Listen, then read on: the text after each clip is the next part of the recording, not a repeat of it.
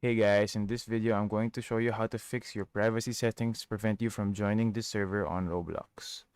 So what you want to do is go in Roblox and start up the application,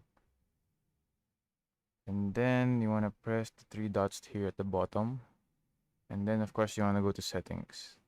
Now once you're in settings, you want to go and click privacy, and then here in privacy settings, the first thing you want to do is make sure that account restrictions are disabled. So if this is green, you want to make sure that it's gray and it's disabled. Alright, so now you want to go on communication, and then here and who can message me, who can chat me with an app, and then who can chat with me. You want to click everyone for all these three. Friends for this one and everyone for this one. And then here in the other settings, you want for who can make me a member of their private server, who can join me in experience, and who can see my inventory. You also want to make that everyone. It's also everyone.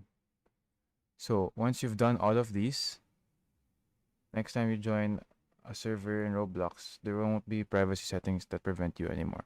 So if this video was helpful, please like and subscribe.